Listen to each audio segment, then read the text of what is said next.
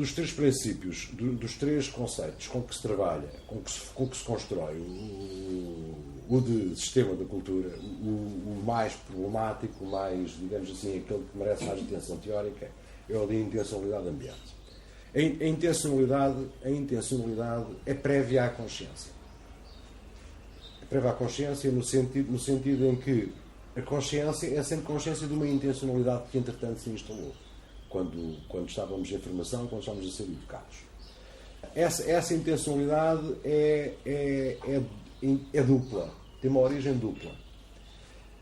No sentido em que depende do hardware, isto é, depende da nossa sensibilidade, do aparato perceptivo, etc, e depende depois dos valores que já estão herdados e que, por um lado, coam e filtram aquilo que deve ser percebido e, de certa maneira, orientam, num certo sentido, a nossa percepção, como vos disse ontem, são um conjunto de ordens. O que se deve pensar, o que se deve dizer, como se deve agir, o que é que se deve sentir e o que não se deve sentir.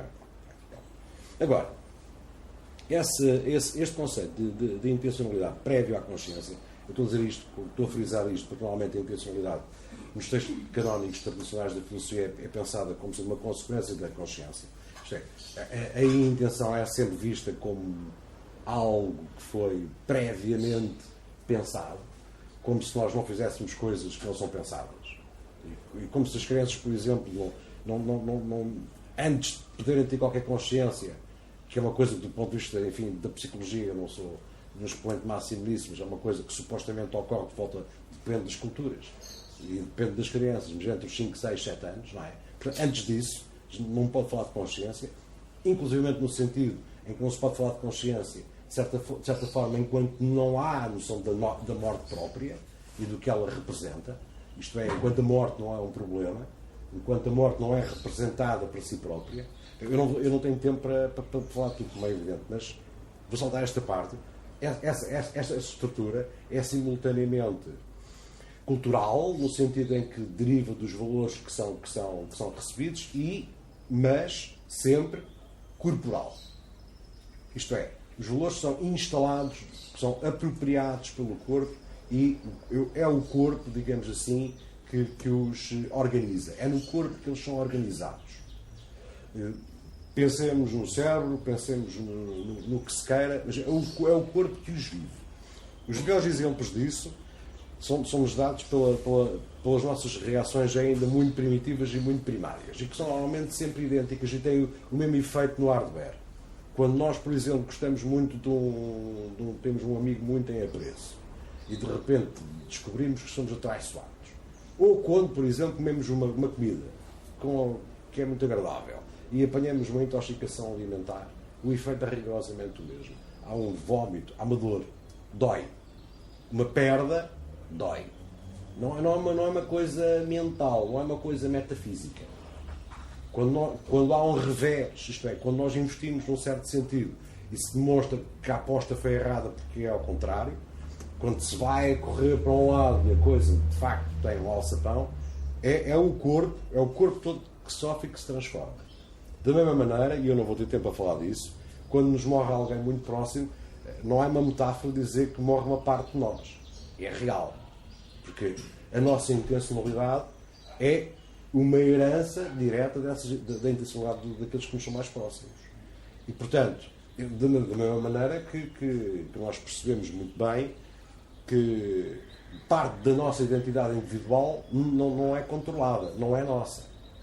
É a maneira como os outros nos veem constroem a nossa identidade.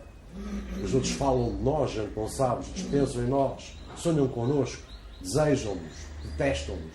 E isso faz parte da nossa identidade. Não é alheio. Isso constrói a nossa identidade. E, portanto, o hardware não existe verdadeiramente sem software, na medida em que só o software ativa o hardware cultural. Antes disso é meramente corpóreo, no sentido em que pode ser adaptado a qualquer circunstância. É o caso dos chamados enfants selvagens. Isto é, as crianças que são abandonadas em pequenininhas e têm a sorte de sobreviver na selva e que imitam os sons dos bichos que tiveram a felicidade de encontrar. Mas esse é o aspecto mais visível. Há outro aspecto menos visível, que é o aspecto da conformação da percepção, o modo como a cultura condiciona a percepção. O Lévi-Strauss tinha, já não me recordo agora se foi no Currículo ou... Há um livro do Lévi-Strauss muito interessante, tem uma coleção de histórias acerca das coisas exatamente na Amazónia, em que ele fez a experiência de projetar numa tela um filme para ver qual era a reação dos povos dos indígenas. Era um comboio, acho que eu não recordo exatamente a narrativa, mas acho que era um comboio que passava, coisa que vale. Obviamente eles não iam reconhecer o comboio, mas ele percebeu, pela reação das pessoas que se riam e que deliravam completamente, que o que eles faziam era fixar um ponto e viam o ponto a mudar de cor. E riam-se. Isto é, não conseguiam ver a imagem na tela. O que eles viam eram pontos, pequenos pontos, e achavam tudo delicioso porque mudava de cor e brilhava. O que é uma coisa que nós já partiram, não estaríamos à espera. Isto é, em princípio, a imagem tem um comboio, vê-se um comboio. Não é? Eles não veem aquele tipo de representação, já é um tipo de representação que supõe uma cultura necessária previamente para se poder ler. Ok? Portanto, mesmo isto é universal. Isto é universal.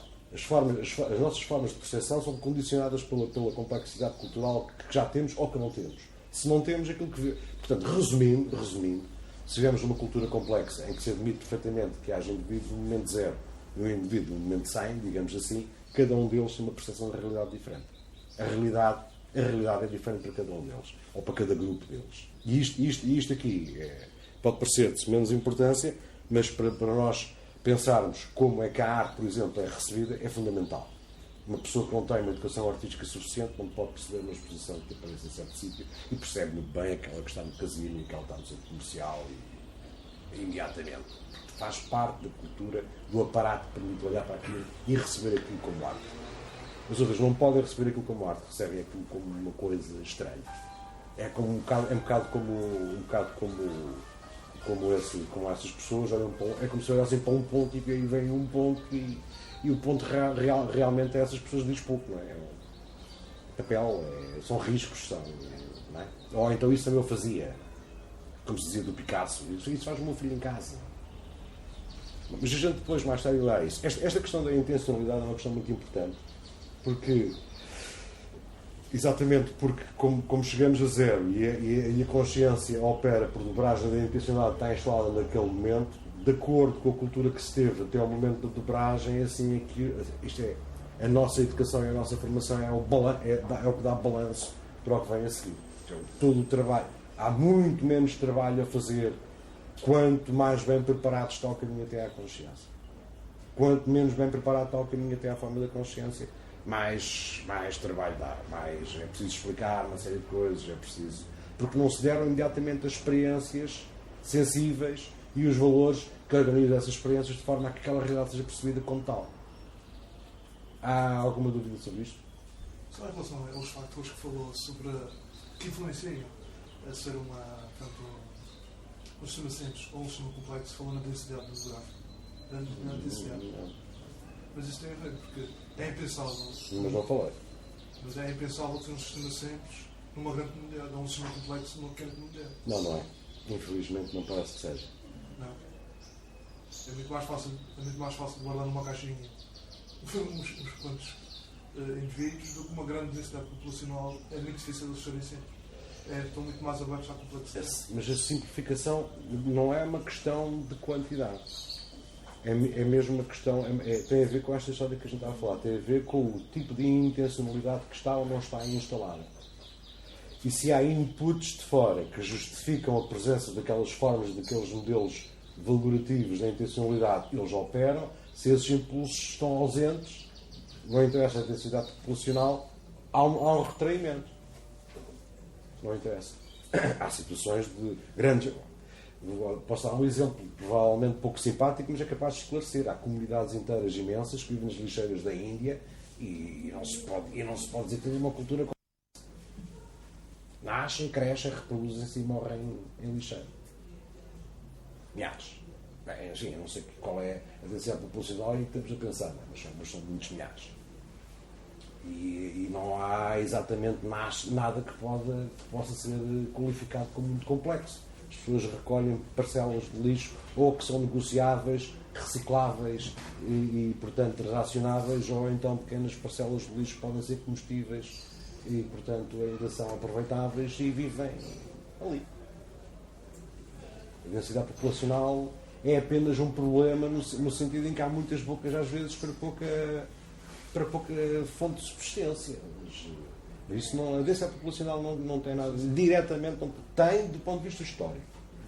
No sentido em que os sistemas simples tendem a complexificar-se com o fenómeno da urbanização, isto é, da aglomeração e da organização social urbana. Okay? Que se põe já... Voltando à história da intencionalidade. A nossa relação com as coisas a relação de investimento de sentido com as coisas, de certa maneira, não apenas cria um valor que depois é mais ou menos partilhado com os outros em relação às coisas que se tiver investido, como lhes distribui um espaço e um tempo. Atribui-lhes um espaço e um tempo. E a gente vê isso, por exemplo, nas nossas bibliotecas. A gente olha para a cozinha e vê quais são as coisas que estão à mão. As coisas que estão à mão são aquelas que são usadas mais vezes. As coisas que estão mais longe são aquelas que são usadas mais remotamente. Os livros que a gente leu mais recentemente, ou que lê mais vezes, ou que tem mais amor para ler, estão ali à frente, aqueles que a gente desaparecem lá para trás. Esta organização de espaço, como é que o tempo, por exemplo, opera? E tem mais a ver com o espaço. O tempo. Se nós temos uma coisa que foi dada a uma avózinha que a gente conheceu e que gostou muito, é uma avózinha do coração, tem um valor simbólico próprio, a gente preserva. E o preservar garante tempo àquilo. Isto é provável que chegue à próxima geração se for preservado com cuidado. Não é? Se for uma coisa que a gente não atribui valor rigorosamente, se partiu, a gente arranja outro. Portanto, o tempo de vida daquela coisa é diminuto. Okay? Porque provavelmente alguns autores que falam nisso, um dos problemas que a gente pode ter no nosso momento de evolução cultural tem um pouco a ver com isso. Não apenas com a efemeridade das coisas, mas com o facto do investimento das coisas ser um investimento que conta à partida com a precariedade delas. São coisas para ser substituídas. Esta questão da espacialidade, da temporalidade, é uma coisa que, inclusivamente, se transporta depois exatamente para a malha urbana. Como é que são os edifícios? Quem é que vive nos mais altos? Quem é que vive nos mais baixos? Como é que são as ruas? Para onde é que elas convergem e de onde é que elas divergem? Quais são as que se desviam? Quem é que pode entrar? Quem é que não pode entrar? E isto é uma arrumação análoga à nossa cozinha, à nossa biblioteca. Com classes, com hierarquias, com estratos, com valores específicos e depois, inclusive, até com cores, com formas de criado, com qualidades dos materiais, etc, etc. Não é? Portanto, a cultura, de uma certa maneira, garante, perpetua e expande aquilo que se passa connosco de uma forma mais microscópica e menos visível, digamos assim, não é? Porque cada um acha que tem hábitos próprios, gostos próprios e não sei o quê, não é? Juízes próprios, etc. Não há ninguém, eu não conheço ninguém até hoje que tenha tido uma ideia original. Conheço algumas coisas originais que li umas coisas, mas conheci pessoalmente, não conheço ninguém com uma ideia original. E das originais é difícil. E por alguma razão a questão da arte aqui é relativamente importante. Não é? Quer dizer, nós de facto não somos nada originais, nós não somos muito diferentes. Quanto mais ingênuos formos, isto é, quanto mais o nosso nível de consciência complexo for adaptado ao sistema e às ordens do sistema, mais iguais somos, por mais diferentes que sejamos. Parece paradoxal, mas é assim. Isto é, de facto, a complexificação a um certo nível, é uma complexificação de aparato. É uma complexificação de... É complexo, mas não é rico. Tem muitos elementos, mas tem pouca riqueza. Isto é, não ajuda muito. Mas isto é uma coisa que só se compreende provavelmente lá mais para a frente. Isto é, se tirarmos a patina, se tirarmos aquilo que deriva da moda, se tirarmos aquilo que deriva do facto de queremos pertencer e partilhar a identidade com um determinado grupo social ou cultural, somos parecidos, não é? Temos os mesmos hábitos, temos que comer, temos que defecar, temos que respirar, temos que...